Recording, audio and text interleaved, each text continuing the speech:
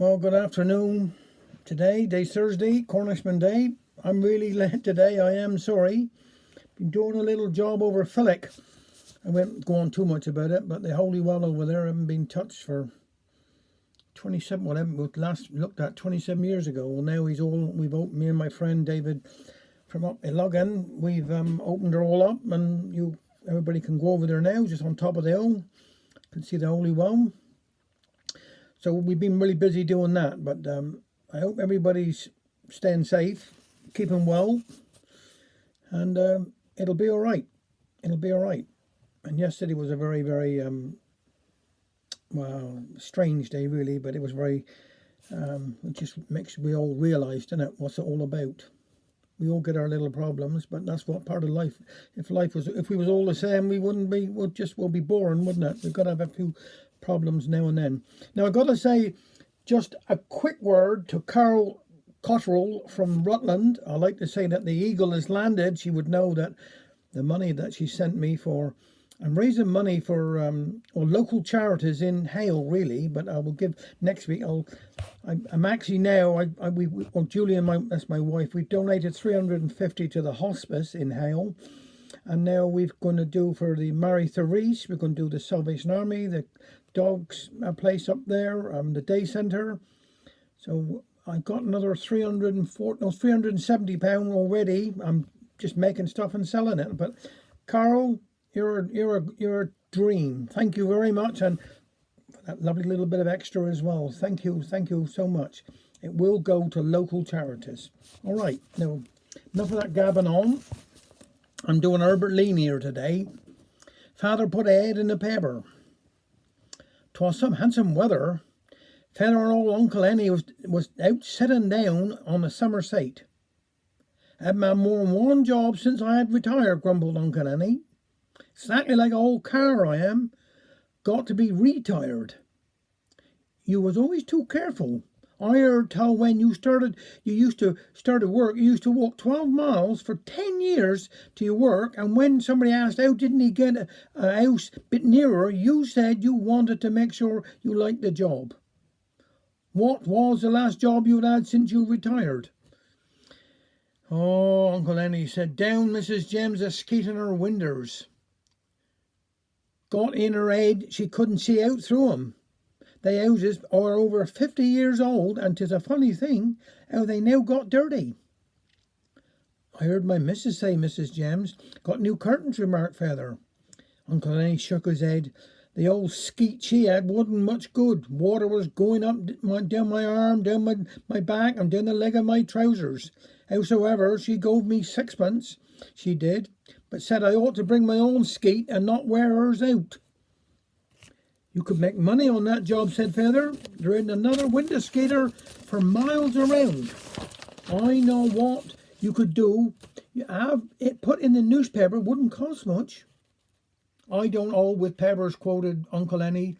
People who to read papers haven't got time to do no work.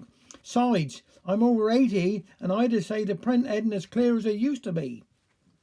I tell you what, you could have put in the window paper something like, windows skeeted while you wet, apply Uncle Henny. That's of it. Couldn't beat that, but it don't say how long I got wait. Mrs. James was over 50 years making of her mind, and I was so wet, I had to take off my trousers out in the garden. Leave it go in the paper, said Feather. Can't do no better, I'm sure. How are you so sure? Asked Uncle Henny. Well, said Feather, once upon a time I lost a penknife. It was one my brother gave me afore he went foreign parts abroad, and I did prize that knife, and was in some way when I lost un. Couldn't sleep by night, I couldn't. Mother could see I was upset, so she seed the schoolmaster and asked he what was the best to do. Well, he advised us to put it in the newspaper as lost. Well, believe me or no, he wasn't in the papers more'n 2 days afore I found that knife in my best coat pocket. It was well worth half a crown I paid the paper. Have you noticed how near-sighted master is getting? Asked Uncle Henny. I went up to see him about something. Very nice he was. Invited me inside and asked me twice where my hat was. He couldn't see him upon my head. Well, said Feather, looking back over the future, it'd take all sorts of people to make the world. There's Jan Jinks now. He ain't no old man. Went and married a woman that is nearsighted and hard of hearing and a stammer. Said he was gone most part of the day and she was bit company for the dog. Just then a man comed up the road hollering, Pilchards, Pilchards. I got go in now, said Feather. Mother won't see ye, 'cause last Monday she brought some fish from me and 'twas stale. He said 'twas her own fault, 'cause he offered her the same fish last Saturday and she refused it. So long, see again. Now this here one's just a little poem. I'm normally a social girl. I love to meet my mates. But lately with the virus here, we can't go out the gates. You see, we are the oldest now, we need to stay inside. If they haven't seen us for a while, they'll think we upped and died. They'll never know the things we did before we got this old. There wasn't any Facebook, so not everything was told. We may seem sweet old ladies who would never be uncouth, but we grew up in the 60s, if you only knew the truth. There was sex and drugs and rock and roll and the pill and mini skirts. We smoked, we drank, we partied, and we were quite outrageous flirts. Then we settled down, got married, and turned into someone's mum, somebody's wife, then Nana. Who on earth did we become? We didn't mind the change of pace, because our lives were full. But to bury us before we're dead, well, it's like a red rag to a bull. So here you find me stuck inside, for 4 weeks, maybe more.